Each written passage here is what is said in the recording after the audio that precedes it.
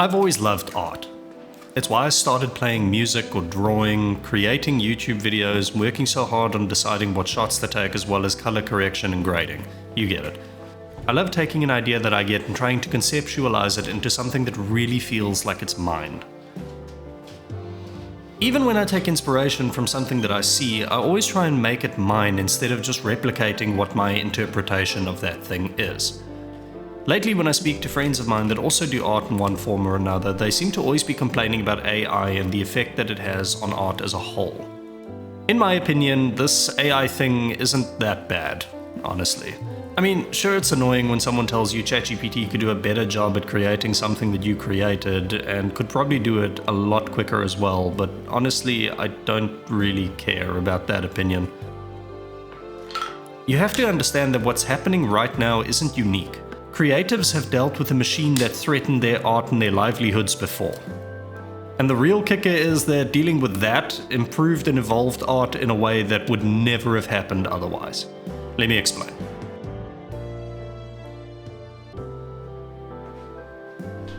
About 188 years ago, the art world was losing its mind. The first picture containing a human being had been taken in Paris. This is the picture that had everyone worried. I mean, if I didn't point him out, you probably couldn't even tell it was a dude. Up to this point, fine art was all about realism. Contemporary artists' skills were measured by how well they could capture the world around them. As we know, they would be hired to paint portraits of important people, but they would also capture visual reference of battles that took place, and they would sometimes paint landmarks and such things as well.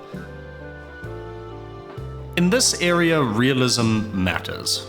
You know, if someone painted Louis XVI as some incomprehensible, Picasso-esque eldritch horror, they probably wouldn't have lived long enough to spend the money that he paid them. When the camera really became a thing, artists were scared that some guy using some form of machine that took way less conventional skill could create something in minutes that took them weeks or months or even years to complete. As time wore on and camera technology became better and more accessible, artists realized that they needed to evolve. From the 1880s to the 1960s, we've invented more than 10 different styles of non-realistic art. Most notably among them are Impressionism, Surrealism, and Abstract art. I'm not going to talk about all three of them because it's not really what this video is about and it'll take a bit to get through them, so for now let's just focus on Impressionism. The crux of the Impressionist movement, pioneered by artists such as Claude Monet, Pierre-Auguste Renoir, and Camille Pissarro, was to paint the emotion of the scene. You know, just the impression of that instant in time, not to replicate whatever was in front of them in oil paint. See, artists of the era focused on what made art so beautiful at its core, the emotion that it inspires within us.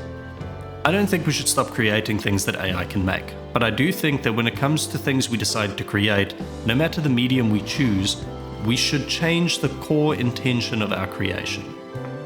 What we should focus on above all else is to give form to our own feelings. AI can produce images, but it cannot produce intent, struggle, or meaning. It cannot understand why a sunset is breathtaking, how the reds and magentas paint an unbelievable visage across the dusky sky. Just that humans seem incredibly fascinated by it. Your art doesn't have meaning because it turned out exactly the way you envisioned. It isn't any better just because thousands of people tell you how talented you are online. These are all side effects of skill and intuition. They are just distractions from what you're trying to do. Put form to your own feelings. The only thing that AI will never be able to accurately replicate is your unique perspective on something and how that thing makes you feel. If you want a print of a sunset, buy one, generate one, create one. It's all the same, really. If all you want is a pretty image, do whatever you can to get your hands on one. But if you want something that you can look at and have some emotion inspired in you, you have to get your hands on something that came from emotion. Something that has a piece of whoever created it within it.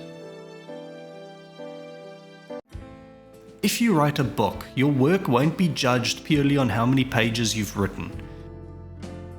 If you make a short film, the grade will not reflect the runtime. Perfection is not an acceptable metric for any creative pursuit because imperfection is what makes art beautiful in the first place. I know AI-generated art seems terrifying right now, but I believe the only lasting effect that it will have on this world is that artists abandon perfectionism and put a lot more stock in humanity. After all, those who don't study history are doomed to repeat it, and we have been at this crossroads before.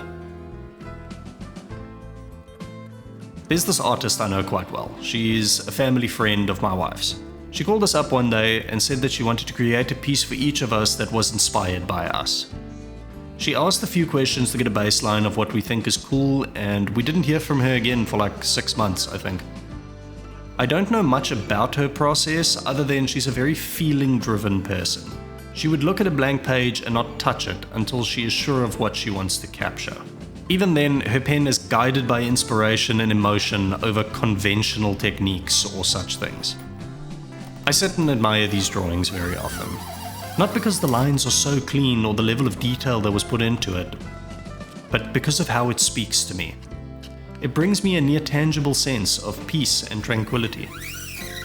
Of course, I have an emotional connection to the piece and the artist, but her other works are breathtaking across various forms of media. And I don't think her art would have as profound an effect on me if the idea didn't have as profound an effect as it has on her. Something that I have not touched on thus far is AI art replacing artists.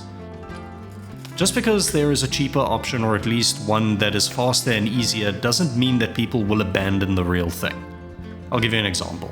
If you ever walk into a luxury car dealer, you'll notice they never tell you about fuel economy or reliability. They don't sell transport, they sell a feeling. I realize that less people are commissioning artists to create stuff for them, but I would argue that most of the people who would abandon artists for AI were never going to commission an artist in the first place. And honestly, most of what's being generated isn't being used as art. I have used Suno to make funny songs for me and my friends to laugh at, because I am not going to spend a week writing and recording a meme song about a topical joke just to get a laugh.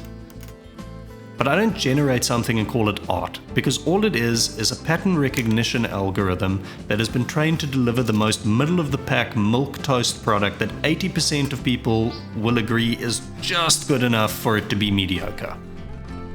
You could do that as well, just not as fast. And if you do what AI does, you will get the same lukewarm reaction that AI-generated stuff gets, because at its core, it's just safe, mediocre, and agreeable. Art is meant to comfort the disturbed and disturb the comfortable.